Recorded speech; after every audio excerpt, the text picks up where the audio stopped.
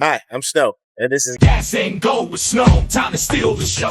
one of the things I love doing is finding something unique. And I know you see an 80 El Camino is not that unique, but Joey, hey man, dude, I'm glad I ran into you. So tell me what this is first, the year, make, model, and how you got it. Cool. So what you're looking at here is a 1980 Chevy El Camino.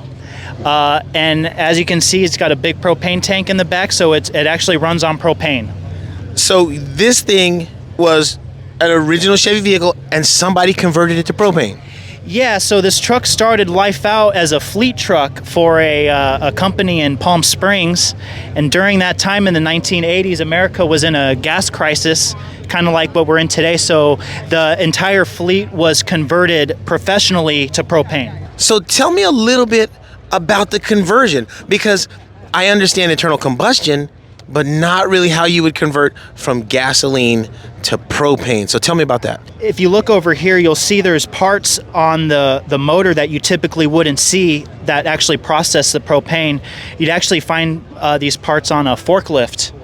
Or a tractor or something along those lines. Yes. So you're talking about these guys here. All right, now, what does this actually do? So this is what processes the propane. This is what allows the car to take in the propane and run off of it. So you'll see here, this is actually the propane line. That looks like a high pressure line. Yes, it is. And it's sending the propane to this unit right here, which is called a regulator. And because propane is freezing, it needs to be liquefied before it can combust. Right. So from the regulator, it is sent to this unit, which is called a vaporizer. And the vaporizer has coolant running through it, hot coolant, and that is what liquefies the propane and sends it to a special carb here. And I'll show you just for your viewers to see.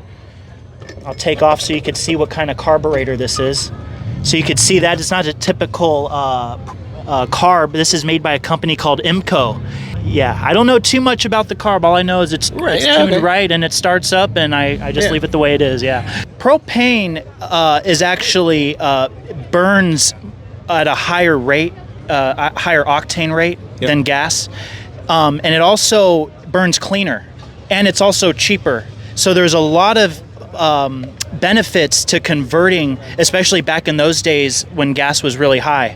Since it's freezing, it needs to find its way to make. But what's really fascinating about propane, and that a lot of your viewers may not know, And propane accessories is propane does not go bad. It doesn't go bad. Okay. And so when I replaced these parts, and I was trying to get this truck running for the first time after it was sitting for 20 years, I actually was running off of the propane that was in that tank for 20 years. Right, so the 20-year-old propane, you replaced a couple new parts, and it fired right up with the fuel. It fired right up. All right, I'm kind of excited to hear this thing fire up. Not that it's going to be super loud, but just the fact that we got a running propane vehicle. All right, Joey, hit it.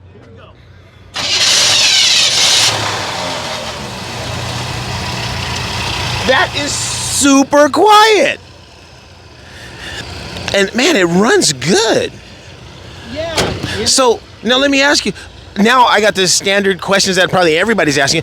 What kind of range do you get out of a full tank of propane, and how much, what is that measured in? Is it measured in gallons? Is it measured in weight? Yeah, so the what do you got gauge here? on the truck doesn't work. You can see, Okay. right? And so whenever I check, this is my fuel gauge right here. So you could see I'm running kind of low. So after this, I'm actually going to be getting some propane at U-Haul down the street here.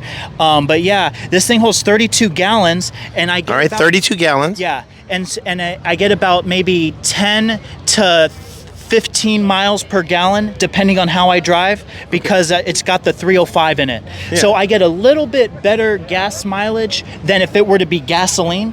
But the benefit is it's cheaper for me.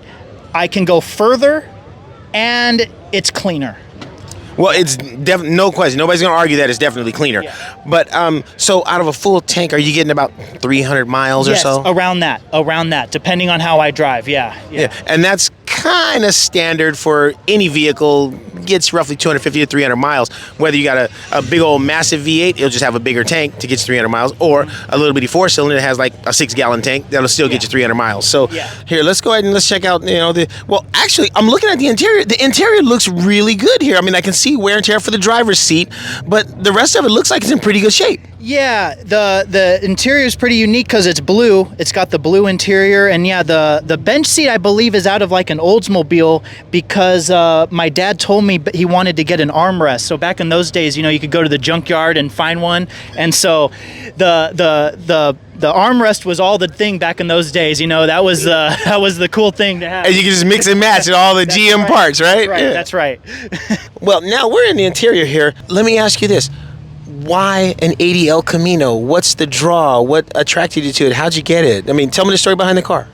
Well, when I was a little kid, this used to be my dad's car. And right where you're sitting, I used to sit there and see my dad would drive around town doing all sorts of things. And, it was just looked at as a work truck back then, it wasn't anything special. So in 2004, when I was, like 12 years old or so, my parents moved to Orange County, and this truck was parked in a garage in Hawthorne right next to where SpaceX is built.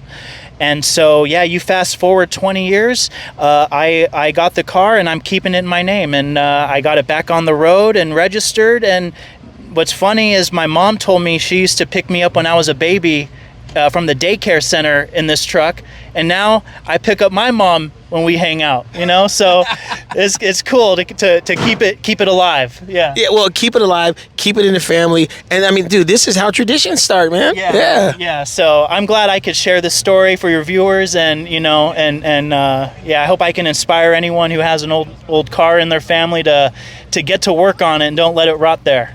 Absolutely. And you know what, that's one of the things I think a lot of people or families, I don't think they realize how much that the vehicles that you use in your day-to-day life generate memories. You know what I mean? I mean, it's just, there's nothing like it, man. Oh, my mom told me she drove around during the Northridge earthquake, and during the Rodney King riots and all that fun stuff. So if this car could talk, it would tell you some stories.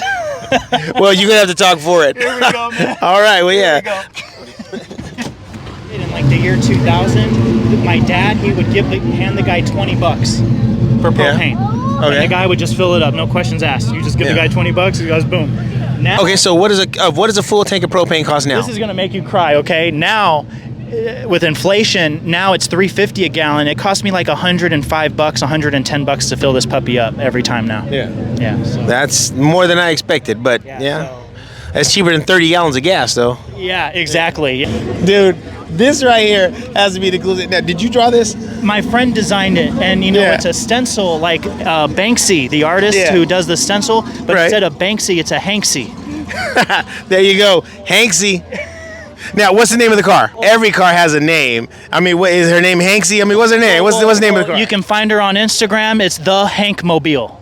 The Hankmobile. There you go. Hankmobile. I like it, man. One thing I want to add too that you can do with this truck that you can't do with others. If you go to the beach, you could just bring a barbecue and have a tailgate right in the back.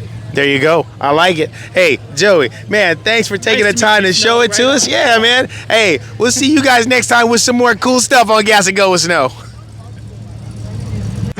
The streets got the swagger, oh my. First shot he needs to do with a low bottom machine. Cherry red paint, chrome wheels like bling. Slow pulls out his camera, ready to roll. Gas and Go with Snow, time to steal the show.